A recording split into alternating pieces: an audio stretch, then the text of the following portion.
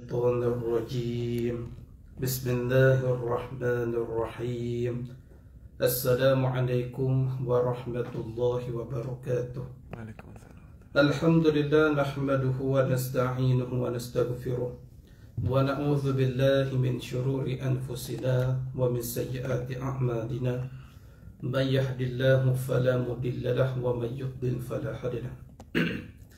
أشهد أن لا إله إلا الله وحده لا شريك له وأشهد أن سيدنا محمدا عبده ورسوله.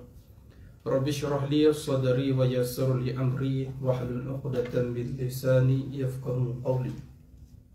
سبحان الله والحمد لله ولا إله إلا الله والله أكبر ولا حول ولا قوة إلا بالله العلي العظيم العزيز العليم عدد كل حرف كتب ويكتب عبدا آبدين ودهر داهدين. اللهم علمنا ما جهلت وذكرنا ما نسيت ففعلناها سليمان وكنا الحكم وعلما وشفنا مع الهدى وسبحنا طيرا فائلين. يا حي يا قيوم يا رب موسى وهارون ويا رب إبراهيم ويا رب محمد صلى الله عليه وسلم. اللهم ارزقنا الفهم والعلم والحكمة والعقل والحفظ برحمتك يا أرحم الراحمين. اللهم فقهنا في الدين وعلمنا التأويل. اللهم صل على سيدنا محمد وعلى آله وصحبه أجمعين. أما بعد. Alhamdulillah, syukur kita kepada Allah Subhanahu wa taala kerana masih lagi Allah Taala beri kekuatan, panjangkan usia, diberikan kita masih boleh melakukan ibadah kepada Allah. Jadi kita doakan segala nikmat yang Allah Taala curahkan kepada kita hari ini, semoga Allah Taala catat sebagai pahala untuk kita di bab akhirat nanti insya-Allah. Amin ya rabbal alamin. Jadi pertama kali Ustaz ini mengucapkan ribuan terima kasih kerana sudah menjemput pada kuliah Zuhur hari inilah. InsyaAllah dah berapa kali pun Ustaz dah tengok dah. Nah, Alhamdulillah syukur kepada Allah Ta'ala, sudah lama tak bertemu. Diizinkan oleh Allah Ta'ala hari ini kita dapat bertemu. Semoga pertemuan ini menjadi satu mahabbah agar akhirat esok kita saling dapat memberi syafaat antara sama-sama kita insyaAllah. Jadi Alhamdulillah, antara tajuk yang dipilih kita pada hari ini ialah kehebatan bulan Muharram. Muslimi dan muslimat yang dirahmati Allah Subhanahu wa taala. Kenapakah kita menganggap bulan Muharram ini adalah bulan yang cukup hebat? Kerana di bulan ini terdapat sejarah dan peristiwa-peristiwa yang penting, yang mana peristiwa ini cukup mengagungkan kita umat Islam kerana banyak berlaku usaha-usaha para nabi, para rasul untuk menegakkan Islam di bumi Allah. Dan di sinilah peristiwa yang berlaku di bulan Muharram inilah antara peristiwa yang besar menyebabkan Islam semakin tersebar. Boleh kita faham peristiwa yang berlaku di bulan Muharram sebagai contoh untuk kita mencerminkan kegemilangan Islam seperti yang berlaku pada zaman-zaman dulu. Jadi oleh itu kita kena mensyukuri nikmat Allah Ta'ala yang diberikan oleh Allah, apa sahaja nikmat yang kita miliki hari ini. Jadi bulan Muharram adalah bulan yang cukup mulia. Ada 4 bulan. Di dalam 12 bulan 1 tahun, ada 4 bulan yang cukup mulia. Minha arba'atun hurum. Ada 4 bulan yang mulia, iaitu Rejab, Syaban, Ramadan. Ada 3 bulan yang bergandingan, 1 bulan yang terasing, iaitu Muharram. Jadi ada juga bulan-bulan yang diharamkan berperang. Kerana apa? Kerana beri peluang kepada orang pergi mengerjakan ibadah haji. Contoh seperti mana bulan Zulkaidah. Bulan Zulkaidah adalah bulan untuk buat persiapan pergi mengerjakan haji. Bulan Zulhijjah adalah bulan mengerjakan haji. Dan bulan Muharram adalah bulan pulang daripada mengerjakan haji. Jadi Arba'atul Hurum, ada 4 bulan dipanggil bulan yang haram kerana diteguh daripada peperang. Baik. Jadi bulan Muharram ini adalah bulan yang besar di sisi umat Islam. Bukannya bulan yang mendatangkan perkara buruk bagi orang manusia. Ada juga kepercayaan orang-orang dulu, bila masuk saja bulan Muharram, mereka menggunakan istilah haram. Pasal belakang tu perkataan haram. Jadi mereka menganggap bulan tersebut bulan tak elok, bulan tak baik lah. Bulan bala, bulan celaka, bulan nahas, menyebabkan masyarakat dulu tidak mengadakan majlis perkahwinan bulan Muharram. Menyebabkan tidak bina rumah di bulan Muharram kerana mengambil perkataan haram kot belakang tu. Nah, boleh faham? Jadi di dalam Islam tidak ada istilah hari nahas, hari buruk, hari bala, tak ada. Cuma dalam Islam dia hanya ada hari-harinya istimewa. Contoh, hari Jumaat dipanggil istimewa kerana Sayyidul Ayyam, penghulu bagi segala hari. Hari Isnin dan Khamis ada istimewanya. Wulidatu unzila ilayya. Hari dilahirkan Nabi Muhammad hari Isnin dan wahyu pun diturunkan pada hari Isnin. Istimewanya bulan Ramadan kerana terdapat Lailatul Qadar. Dan istimewanya bulan Zulhijjah kerana ada amalan Arafah. Dan istimewanya bulan Muharram kerana terdapat hari Ashura. Bila? Pada tanggal 10 Muharram. Baik. Jadi dalam Islam tidak ada hari nahas. Nabi pernah sebut dalam satu hadis daripada riwayat Ibnu Majah. Hadis ini nak mari beritahu kepada kita, nak menolak tahyul-tahyul mengenai hari buruk, hari celaka, hari bala. Nabi sebut dalam riwayat Ibnu Majah, qala Ibnu Abbasin radhiyallahu anhu, daripada Ibnu Abbas, Abdullah bin Abbas. Qala Rasulullah sallallahu alaihi wasallam, Nabi kata pada la adwa wala tiyarata wala hamata wala safara. Nabi kata tidak ada jangkitan, tidak ada sepenuh baik disebabkan buruk, dan tidak ada sepenuh buruk disebabkan buruh hantu, dan tidak ada jahat pada bulan Safar. Sebab masyarakat dulu, bahkan kita orang Malaysia ni, dekat kampung dulu ada juga kepercayaan tahyul macam ni. Nah, tu antara contohnya, saya ingat masa saya kecil dulu kat kampung, bila bunyi burung hantu berkokok, nah, itu tanda dalam kampung tu ada orang mati. Nah, tuan-tuan lagi berumur daripada saya, mungkin tuan-tuan sempat lagi lah. Tapi di kampung saya dulu ada juga masyarakat macam tu. Sampai saya pun sendiri percaya yang bunyi burung hantu berkokok dalam kampung ni ada orang mati. Tapi kalau bunyi burung pelatut, dia biasa burung pelatut ni dia suka patut pohon durian. Nah, kat rumah kampung saya tu dia ada pohon durian besar, best sedap. Nah, jadi dia suka patut pohon durian. Jadi bila bunyi burung pelatut tengah patut pohon tu, orang kampung menganggap akan ada orang mati dalam kampung tu.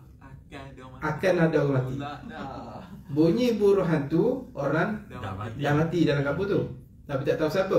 Tapi kalau bunyi burung pelatut, akan ada orang mati. Jadi orang kampung bila dengar burung tu, bahkan dia yang dengar burung, dia cukup takut. Pasal yang akan mati tu takut-takut dia yang mati. Jadi kepercayaan ini telah berlaku dalam masyarakat kita. Maka Nabi keluar satu hadis, tidak ada sepenuh buruk disebabkan burung hantu, tidak ada sepenuh jahat pada bulan Safar. Jadi ini kepercayaan tahyul, kepercayaan yang tidak tepat di dalam syariat. Nabi dah sebut dalam satu hadis, tidak ada hari buruk, hari nas. Cuma dalam Islam ada hari-hari istimewa, itu saja. Jadi oleh sebab itu bila kita sebut bulan Muharram cukup istimewa. Kenapa? Bulan Muharram yang kita duduk sekarang istimewa kerana boleh dikatakan semua para nabi, para rasul ada kaitan dengan bulan Muharram. Boleh kata semua para nabi, para rasul ada kaitan bulan Muharram. Sebab tu kita kata hebatnya bulan Muharram kerana peristiwa yang besar antara nabi-nabi. Baik, antara contoh yang pertama, peristiwa Nabi Adam berlaku pada bulan Muharram. Baik, Nabi Adam ni siapa dia? Nabi Adam ini tok nenek moyang kita lah. Yang mana Nabi Adam ini adalah penghuni syurga. Tetapi Nabi Adam telah buat satu kesalahan, iaitu makan buah khuldi, buah yang ditegah oleh Allah. Maka Nabi Adam pun dikeluar daripada syurga. Nah, Nabi Adam buat silap satu je, dikeluar daripada syurga. Kita dosa banyak nak masuk syurga. Betul? Tu. Jadi Nabi Adam AS ini, yang mana disebabkan satu kesalahan itu, dia diusir daripada syurga. Yang mana sebelum ini Nabi Adam AS, wahai Adam, aku ciptakan kamu sebagai penghuni syurga, duduk dalam syurga. Kalau kamu rasa boring, rasa sunyi, aku ciptakan lagi Hawa sebagai pasangan kamu. Kamu nak makan apa dalam syurga, silakan makan saja. Nak minum apa dalam syurga, minum saja. Nak buat apa, buatlah. Tapi wahai Adam, aku larang satu saja. Jangan dekati pohon khudi. Itu saja. Tapi disebabkan nafsu, disebabkan godaan iblis. Pasal syaitan ni pun dulu dah ahli syurga juga. Dan dia pergi goda Siti Hawa. Siti Hawa pula pujuk Nabi Adam supaya dia makan buah khudi tu. Tu. Jadi sebenarnya di sini kita nampak Nabi Adam buat dosa dah. Tapi sebenarnya tidak. Kita kena takwil perkataan ini. Nabi-Nabi ni maksum Nabi ni maksum, tidak pernah melakukan dosa. Cuma ada hikmah. Kenapakah Allah Ta'ala takdir Nabi Adam makan juga buah tersebut, sehingga Nabi Adam diusir daripada syurga, duduk di dunia. Kalau Nabi Adam tak makan buah khudi, kita tak akan kerja kat minta maaf cakap, kita tak akan kerja kat kementerian ni dan sebagainya. Disebabkan Nabi Adam tu makanlah kita ada kat sini. Betul? Kita ada kuliah Zuhur hari ni, kita ada surah kat sini. Sebenarnya kita ada hikmah. Tak boleh kita kata Nabi Adam ni buat dosa juga, tak boleh. Baik. Disebabkan satu kesalahan itu, Nabi Adam diusir daripada syurga.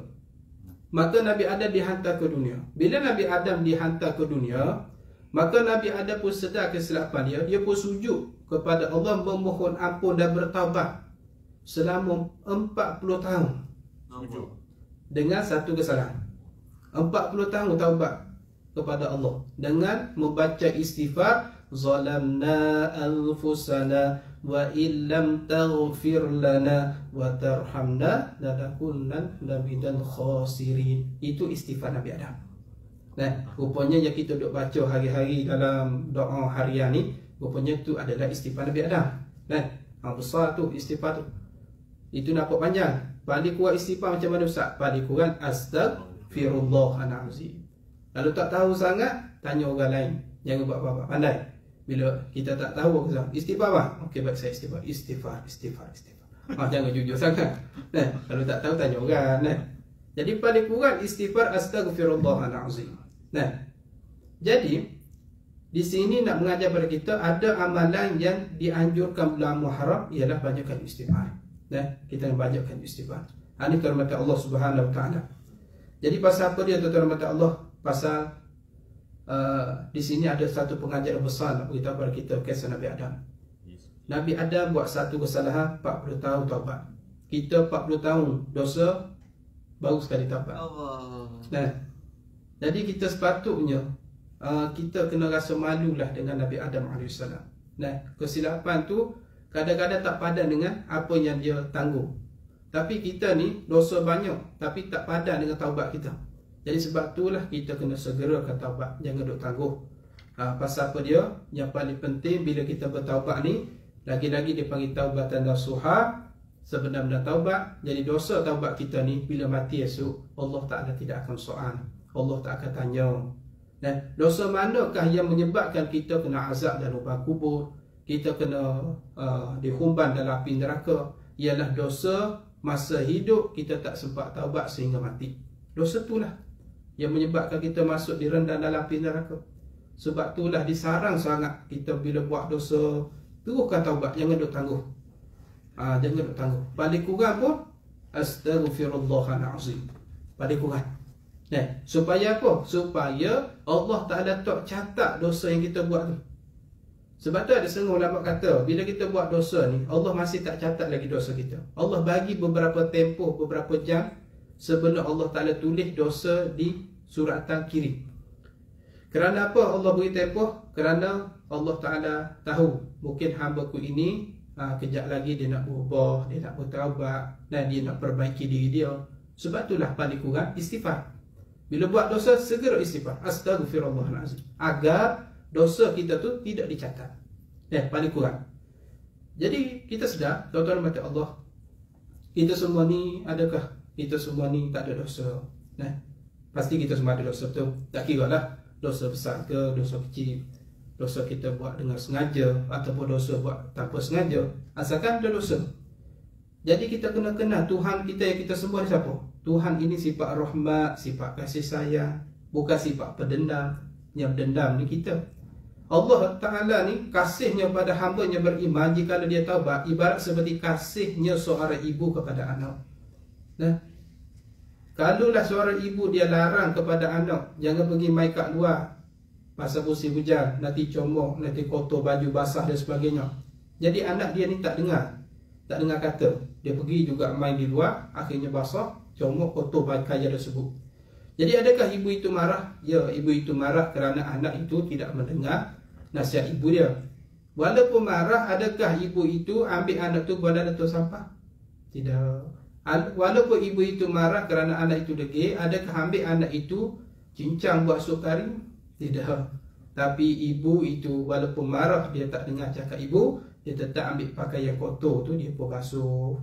Dia tetap beri anak tu makan, tetap beri keselesaan tidur yang baik dan sebagainya. Begitulah Allah SWT.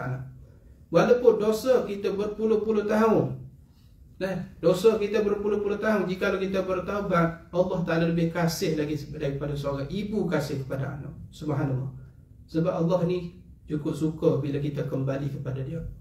Kalau kita sujud kepada Allah, Allah Ta'ala senyum kepada kita. Kalau kita menangis, bertaubat kepada Allah, Allah suka kepada kita. Kalau kita menuju kepada Allah, Allah akan menuju kepada kita. Itu Allah Subhanahu Wa Ta'ala. Maka oleh sebab itu, di bulan Muharram ni kena banyakkan istighfar. Ada lagi istighfar Nabi Yunus AS. Kenalkan Nabi Yunus ni. Nabi Yunus AS dia pun ada bentuk istighfar. Bagaimana? Nabi Yunus AS ni satu hari dia pernah dakwah kepada umat dia. Wahai umatku, berimanlah kepada Allah. Kalau kamu tidak beriman, nescaya Allah Ta'ala akan turun azab. Cuma umat Nabi Yunus AS ni, dia tidak ada akhlak, tuan-tuan. Dia kata apa? Wahai Yunus, kalau betul Allah nak turun azab, jangan tangguh lagi, buat turun sekarang. Oh, hebat. Dia cabar. Hebat. Menyebabkan berlakulah peristiwa Nabi Yunus diusuruh oleh Allah Ta'ala naik ke perahu. Naik perahu di tengah laut berlayar, dan beberapa orang pengikut bersama Nabi Yunus AS. Bila di tengah laut, ketika itu perahunya dipukul ombak. Maka terpaksalah buang segala barang-barang di dalam kapal tersebut, kerana perahu ni nak tergelam, tak boleh nak menampung beban. Maka buang semua barang-barang. Akhirnya bila dah buang, tengok-tengok kapal tu pun nak tergelam lagi. Maka terpaksa buat undian, siapa yang patut terjun ke laut ni. Maka Nabi Yunus AS buat undian, cabut undi. Buat 3 kali undian, naik nama Nabi Yunus AS. Dia tukar cadar, dia yang kena. Kadang-kadang tukar cadar ni nasib tak baik juga kan. Maka Nabi Yunus AS terpaksa akur lah dengan keputusan tersebut. Maka Nabi Yunus AS pun terjun ke laut. Ketika di dalam laut, ketika itulah Allah Ta'ala perintah kepada ikan nun, ikan paus, supaya pergi telan Nabi Yunus AS. Maka Nabi Yunus pun ditelan dah oleh ikan paus tersebut. Hanya setakat telan, bukan kunyah, tuan-tuan. Bila kunyah habis cerita Nabi Yunus ni. Hanya setakat telan sajalah. Bila Nabi Yunus terperangkap dalam perut ikan tu selama 40 hari. 40 hari ini orang panggil kuasa Allah. Maka Nabi Yunus AS mengalami 3 kegelapan. Zulumatun salah. Ada 3 kegelapan. Yang pertama, gelapnya waktu malam. Yang kedua, gelapnya di tengah laut. Yang ketiga, gelapnya dalam perut ikan. Jadi bila Nabi Yunus duduk dalam perut ikan, baru Nabi Yunus sedar kesilapan dia selama ni. Apa kesilapan Nabi Yunus? Iaitu dia kurang yakin kepada Allah. Maka dia pun sedar kesilapan dia pun sujud kepada Allah, dia beristighfar pada Allah Ta'ala dalam perut ikan. La ilaha illa anta subhanaka inni kuntu minaz zalimin. Biasa kita baca kan? Ini istighfar Nabi Yunus. Dia sedar dia telah menzalimi diri dia sendiri. Bila Nabi Yunus AS baca saja istighfar ni, ikan sakit perut. Pasal dia kena jampi ni. Ikan sakit perut. Ikan pun memutahkan segala apa yang duduk dalam isi perut dia. Dia pergi berenang di tepi pantai, maka dia memuntahkan segala isi dalam perut. Termasuklah Nabi Yunus pun terkeluar daripada perut ikan. Maka Nabi Yunus pun terdampar di pesisir pantai. Ada setengah ulama kata Nabi Yunus dalam keadaan tidak berpakaian. Bila terdampar di tepi pantai, maka pokok yang menjalar di tepi laut tu, tepi pantai tu, dialah yang menjalar menutupi aurat Nabi Yunus AS. Jadi ini peristiwa berlaku pada bulan Muharram.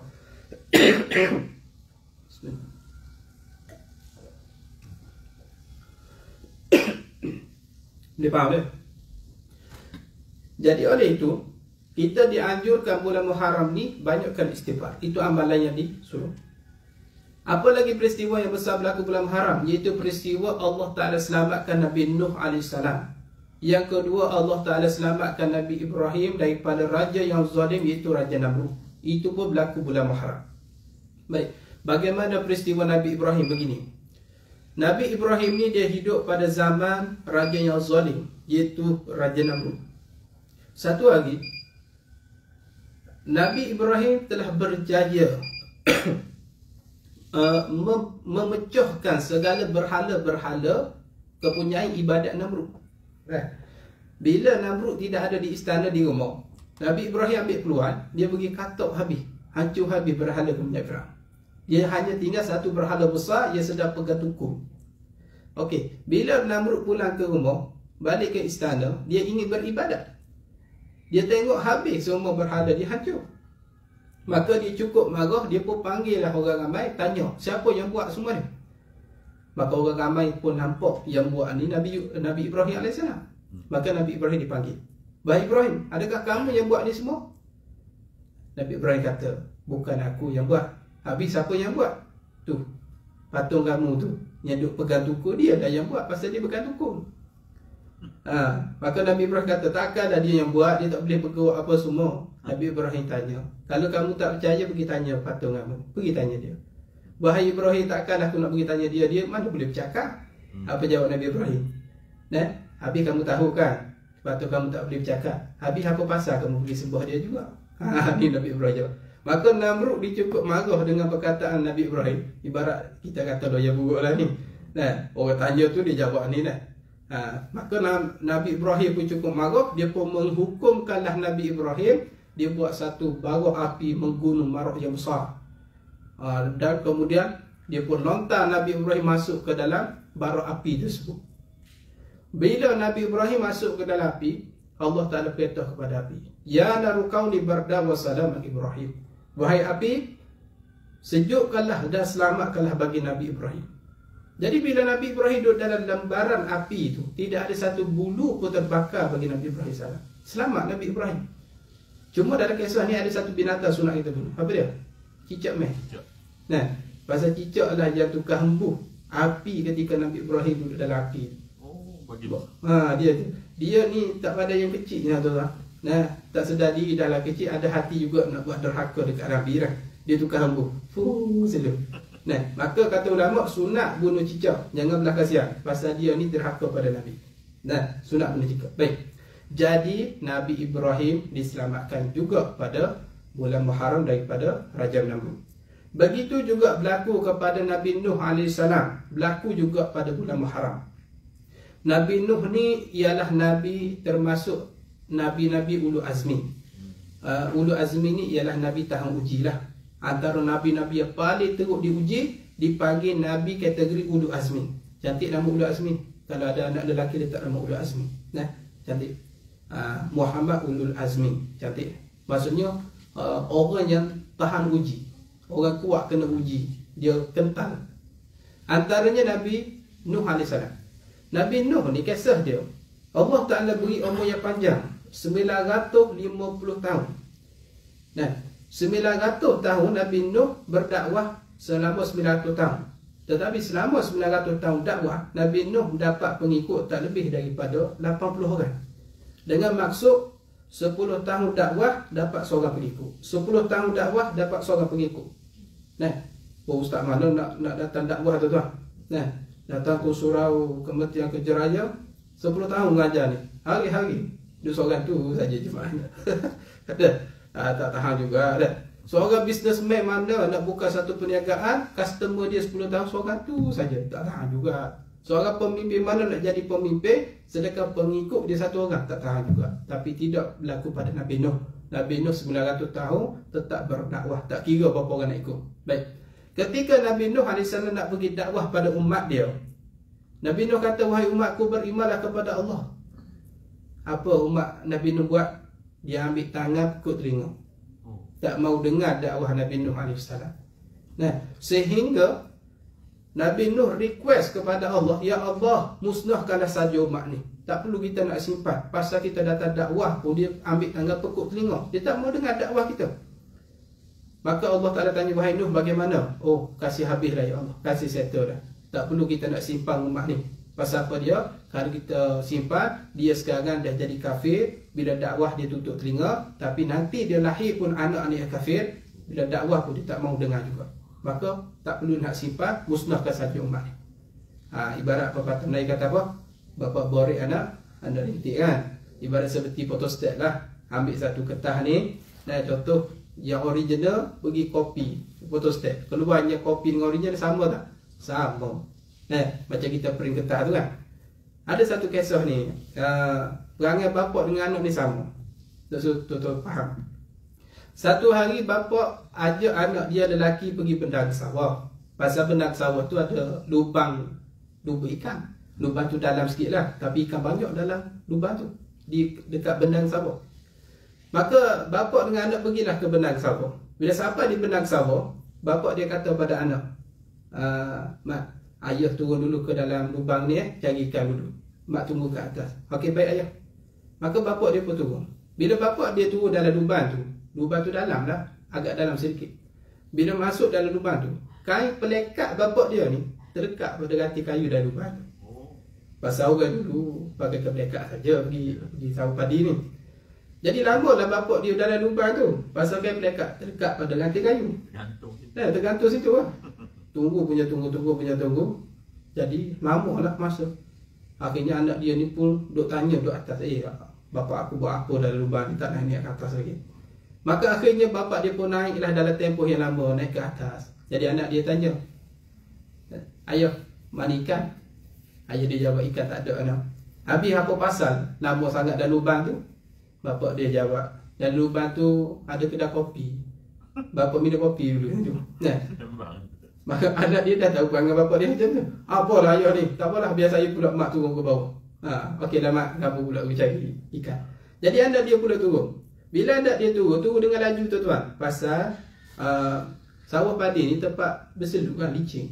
Dia turun dengan laju, turun licin. Kepala dia terhubang, teratuk kena batu. Berdarah kepala anak dia. Anak dia duk pening, duk tahan sakit dalam lubang tu. Jadi lamalah anak dia tu duk pening dalam lubang tu. Kan? Bapak dia duduk atas ni, duduk tanya-tanya, anak aku mak ni nama betul jari ikan kat bawah ni. Mana mak ni? Maka padahal anak dia ni duduk pening sakit. Duduk tahan sakit ni. Pasal kepala dah berdarah ni. Akhirnya dalam tempoh yang lama anak dia pun naik ke atas. Bapak dia pula tanya, mak, mana ikan? Dia jawab, ikan tak ada ayah. Habis apa pasal lama sangat dalam lubang tu? Lepas tu kepala berdarah ni apa pasal? Itulah ayah minum kopi tak bayar. Saya lah yang kena. Ini nak cerita pada kita perangai bapa dengan anak sama kan. Jadi begitulah berlaku pada umat Nabi Nuh. Bila kita simpan saja umat ni ya Allah, nanti dia bapa dia pun kafir, lahir anak pun kafir, tak mau dengar dakwah. Musnahkan saja. Itulah yang berlaku. Allah Ta'ala pun suruh Nabi Nuh bina kapal. Buat kapal di tengah-tengah kampung, dalam hutan. Maka ketika itu Nabi Nuh tanya, ya Allah, nak buat kapal ni daripada apa? Allah Ta'ala kata buat daripada kayu. Kayu nak cari mana? Tanam dululah. Ni nak beri pengajaran untuk kita. Perjuangan perlu kepada kesabaran. Nak datang berjaya ni, dia tak akan berjaya datang bergolek tuan-tuan. Kejayaan mesti kena usaha, penuh kesabaran, baru datang kejayaan. Jadi ketika Nabi Nuh sedang buat kapal, orang kampung menabur pelbagai persepsi, tomahan dan juga pelbagai tafsiran kepada Nabi Nuh. Tafsiran ni pula adalah tafsiran yang negatif. Apalah Nuh ni buat kapal tengah-tengah hutan. Orang buat kapal dalam laut, bukan buat tengah hutan atau bukit ni. Dah gila ke Nuh ni? Macam-macam orang lontar pandangan yang negatif. Akhirnya sehingga mereka benci kepada Nabi Nuh AS. Mereka pun ramai-ramai pergi longguk najis di kapal Nabi Nuh. Yang mana terasa sakit perut, yang mari cerit-berit, mana tempat dia Nuh, kapal Nabi Nuh. Bila sampai kapal Nabi Nuh, dia pun longguk najis kat sana. Dapat 2-3 longguk, dia pun balik. Yang lain pula datang. Dapat 2-3 longguk, dia pun balik. Habis lantai kapal Nabi Nuh penuh dengan najis. Tapi yang peliknya, ada satu umat Nabi Nuh ni memang tak ada akhlak betul tuan-tuan. Dah lah buta, kena seteruk pula tu, ada juga hati nak pergi longguk najis kat kapal Nabi Nuh. Dalam duk sakit, dalam duk buta, dalam duk tak boleh berjalan. Oh, dia pun berjalan seru-seru dalam duk buta tu. Dia pegang-pegang sana, pegang sini. Akhirnya sampai dah di kapal Nabi Nuh. Bila sampai dah kapal Nabi Nuh, dia pun nak nonggok juga najis dia kat sana.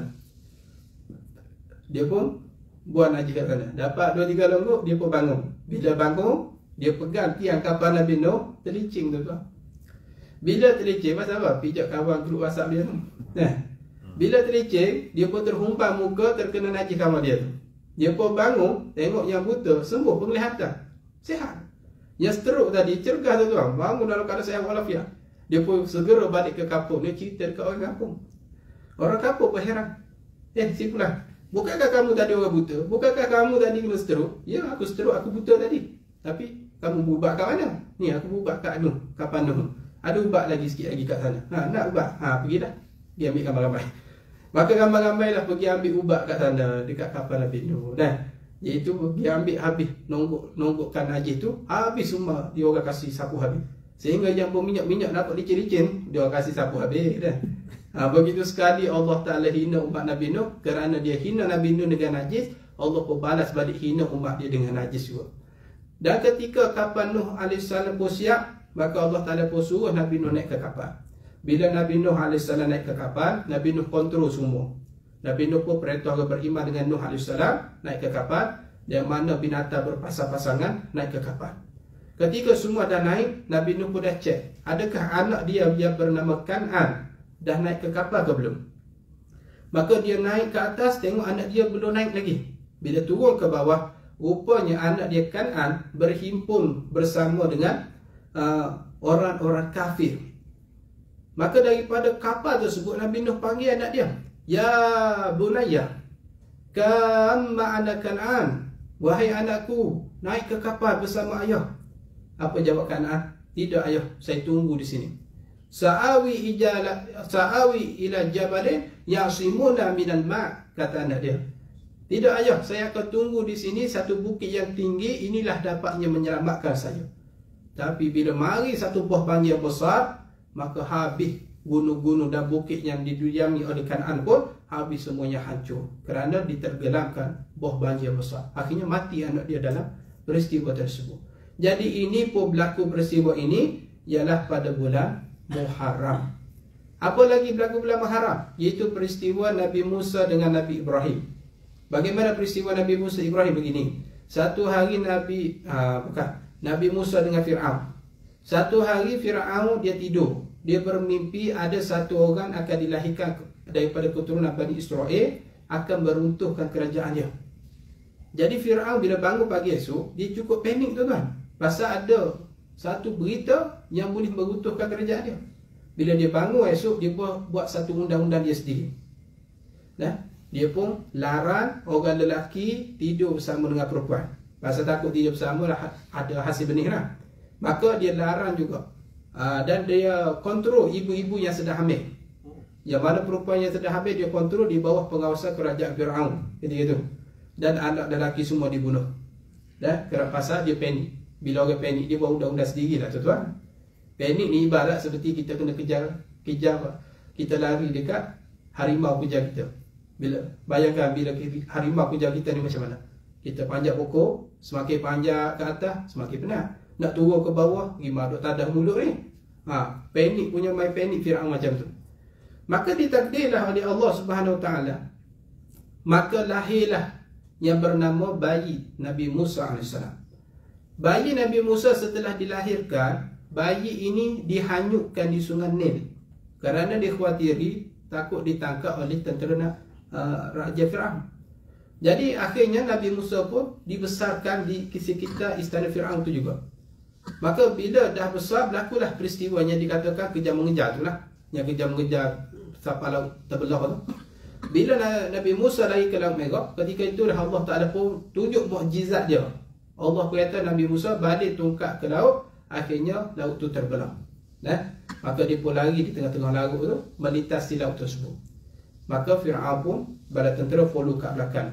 Bila Nabi Musa sampai di hujung laut, di hujung pantai, maka ketika itu Fir'aun di tengah-tengah laut tersebut. Ketika itu Allah Ta'ala tutup balik laut tersebut. Maka Fir'aun pun tergelam dan mati bersama tentera dia di dalam laut tersebut. Kalau tuan-tuan nak tengok visual macam mana laut terbelah, boleh tengok dalam satu filem orang putih tu, The Ten Commandments. Betul? Ada pernah tengok? Saya pun dah lupa. Commandment. Betul kan? 10 firman Tuhan kan? Pernah tengok tak? Tak pernah. Ada klip lah. Dah, Q tu ada dah. Saya pun tak ingat dah. Ingat tak ingat tu dia punya tajuk tu. Sebab sebutan dia susah sikit. Baik. Tengok dalam cerita tu bagaimana visual dia tunjuk laut terbelah. Baik. Jadi ketika Fir'aun di dalam laut, nyawa sampai ke halkum, ulama tauhid kata, amantu bi rabbi Musa wa Harun. Fir'aun nak beriman kepada Allah dan Nabi Musa. Tapi Allah tak terima taubat dia. Pasal apa dia? Malaikat Israel dah cabut nyawa sampai ke halkum dah. Maka di sini bila nyawa sampai ke halkum, taubat kita tak diterima. Dua taubat tak diterima, sampai nyawa ke halkum. Yang kedua, bila matahari naik ke barat, berlaku kiamat. Bila berlaku kes tu, taubat kita tak diterima. Nah, baik. Jadi peristiwa Nabi Nabi Musa dengan Fir'aun ini, Nabi Musa selamat daripada Fir'aun pun berlaku peristiwa pada bulan Muharram. Baik. Jadi nak sebut satu-satu, banyak lagi peristiwa Nabi-Nabi. Tapi yang paling penting saya nak cerita di sini, besarnya bulan Muharram. Kerana bulan Muharram lah antara bulan yang pertama langit dan bumi diciptakan pada bulan Muharram. 7 lapisan langit, 7 lapisan bumi dicipta bulan Muharram. Baik. Nabi Yusuf AS dibebaskan daripada penjara kerana fitnah Zulaikha, berlaku bulan Muharram. Nabi Isa AS naik ke langit, berlaku bulan Muharram. Hujan yang pertama turun ke bumi pada bulan Muharram. Rahmat pertama turun ke bumi bulan Muharram. Jadi banyak berlaku bulan Muharram. Jadi yang paling penting bila kita masuk Muharram, antara peristiwa yang besar lagi, itu kita kaitkan dengan hijrah. Tu, kita kait dengan hijrah. Kerana apa hijrah dikaitkan dengan Muharram? Kerana Muharram lah dipilih bulan tahun baru hijrah. Ini pilihan para sahabat. Bilakah nak menetapkan tahun baru bagi kalender hijrah? Pada waktu itu orang kafir dah ada kalender dia, cuma Islam tak ada lagi kalender. Maka timbullah pelbagai pandangan sahabat-sahabat. Akhirnya dipilihlah bulan Muharram, ialah bulan tahun baru hijrah, sepenuh bulan ketika Nabi berhijrah. Man hajara, hijrah ni masa apa dia?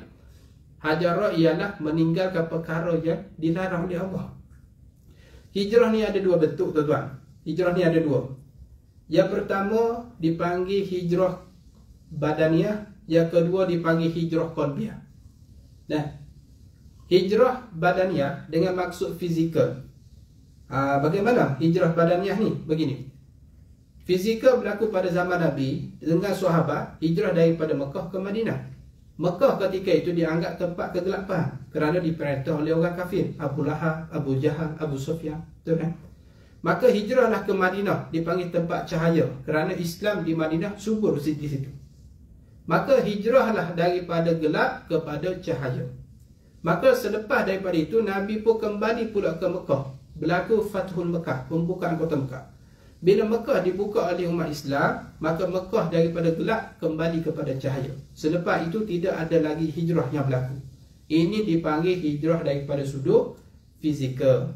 Maksud nak beritahu kepada kita, dalam hidup ni perlu kepada pengorbanan yang tinggi untuk melakukan perubahan dalam diri. Hijrahlah diri kita daripada kegelapan hidup kepada cahaya hidup. Apa sahaja yang menyebabkan hidup kita jadi gelap, hidup kita jadi rosak, hidup kita jadi jatuh martabat dan sebagainya, hijrahlah kepada kehidupan yang menguntungkan dan memberi kejayaan kita dunia dan akhirat. Tetapi itu masuk pertama. Masuk yang kedua, hijrah yang inilah yang kita mahukan sesuai dengan zaman kita sekarang, iaitu hijrah daripada sudut qalbiyah. Nah, hijrah hati. Maksudnya bila hati kita berhijrah, automatik fizikal kita pun berhijrah. Dalam konteks apakah zaman sekarang perlu dihijrahkan? Antara yang paling berat, yang pertama, hijrah yang mesti dilakukan segera, ialah hijrah daripada sudut idea dan pemikiran. Minta maaf, zaman kita sekarang ni antara ujian yang paling berat dalam konteks pemikiran dan pemahaman. Sebab ideologi yang berlaku sekitar lagi-lagi di bumi Malaysia, berlaku pelbagai jenis fahaman. Ada fahaman yang suka mengkafirkan orang lain. Ada juga fahaman suka membida'ahkan orang lain. Banyak betul-betul fahaman. Maka kita kena hijrah pemikiran dan idea yang merosakkan diri kita kepada idea dan pemikiran yang memberi keuntungan kita. Sebab itulah pemikiran idea ni, jangan kita cuba cari sesuatu pemikiran yang boleh merosakkan diri kita.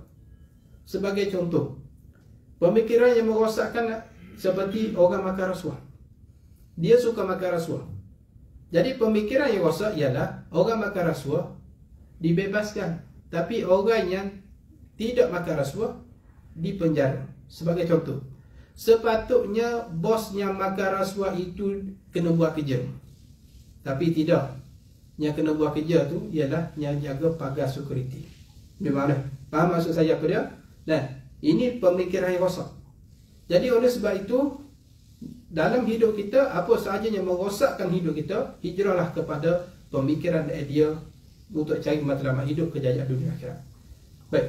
Yang kedua, benda apa yang perlu kita hijrah pada zaman sekarang ni? Yang kedua, hijrahlah dalam bentuk fatalistik. Apa benda tu? Cara budaya hidup.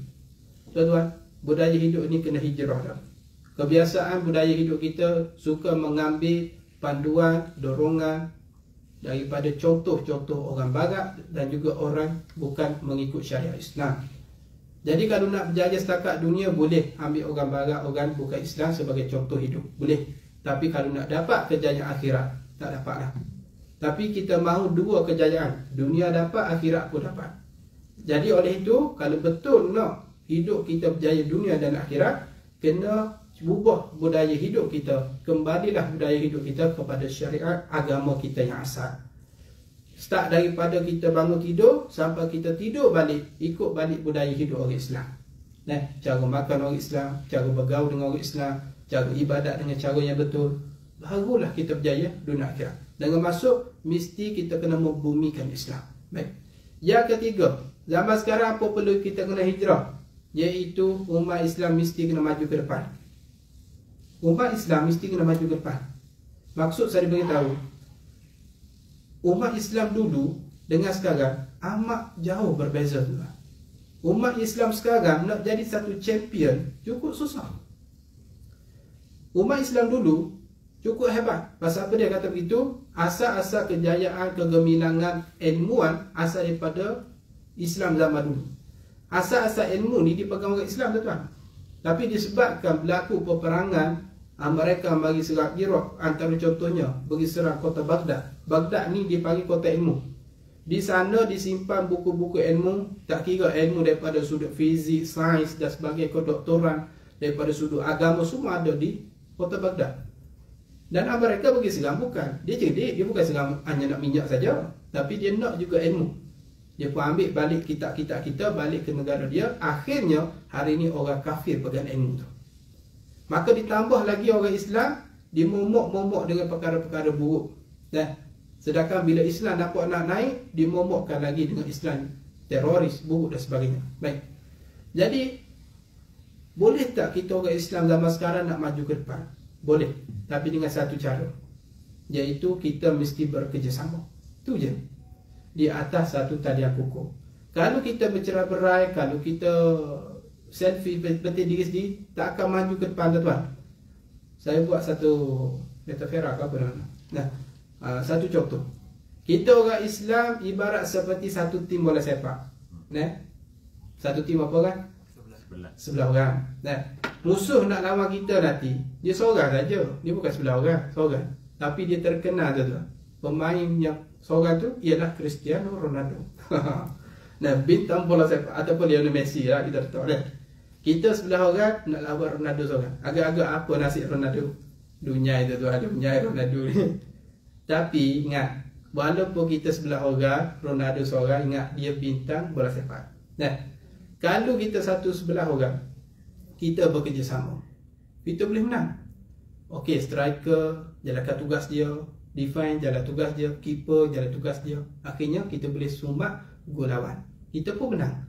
Dengan maksud kita orang Islam dalam satu negara, polis jalankan tugas dia masing-masing, Peguam laksana tugas masing-masing, doktor laksana tugas masing-masing. Bila kita saling membantu di dalam masyarakat, kita akan berjaya dan maju ke depan. Tapi bila penting diri sendiri, yang ni bahaya. Kita duduk dalam satu tim, sebelah orang, musuh seorang saja. Tapi bila kita dapat bola, kita oleh seorang. Oleh seorang nak tunjuk kita punya skill hebat, macam skill Nima apa semua, duk titing seorang, titing. Bila berjalan tu, bila nampak musuh seorang je. Bila nampak musuh dah panik tuan-tuan. Bila dah panik akhirnya, sumbat aku sendiri. Habis kalau. Boleh faham? Itu orang Islam sekarang. Mereka nampak macam hebat, macam besar jumlah yang ramai dalam satu tim, tapi disebab penting diri sendiri tidak mahu bekerjasama, Islam mundur ke belakang, akhirnya kalah. Maka oleh sebab itu, masuk tahun baru ni, kita kena bekerjasama untuk memajukan Islam ke depan. Baik, yang keempat. Apa yang perlu kita hijrahkan di bulan ini? Setiap tahun, setiap malam mudah, hijrahkanlah diri kita sendiri. Kena bersih balik diri kita tuan-tuan. Yang mana kita selama ni ada sifat mazmumah, sifat kecelaan. Maka hijrahlah kepada sifat-sifat yang mahmudah, sifat-sifat yang baik.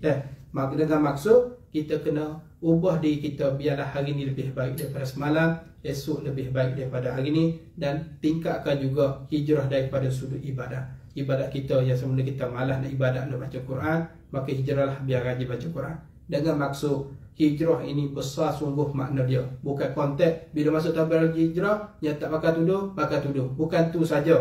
Hijrah dalam konteks hidup ni besar. Yang paling penting hijrah dalam hidup ni, hijrahlah apa sahaja yang membantu kita, yang boleh menyelamatkan kita dunia dan akhirat. Jadi oleh sebab itu, sepenuh masuk tahun baru hijrah, lagi-lagi di bulan Muharram, banyakkan beramal, dan semoga Allah Ta'ala jadikan amal kita dan Allah bantu kita diberi taufik hidayah, tanahkan azab, supaya Allah Ta'ala bantu sentiasa bila kita mati esok, segala perbuatan kita dinilai pahala dan dimasukkan ke dalam syurga Allah Subhanahu Wa Ta'ala, insyaAllah. Usaha setakat itu dulu pada hari ini. Semoga dapat memberi manfaat kita semua. InsyaAllah ada ruang masa kita berjumpa lagi. Wallahu ta'ala a'lam. A'udzubillahi minasyaitonirrajim. Bismillahirrahmanirrahim.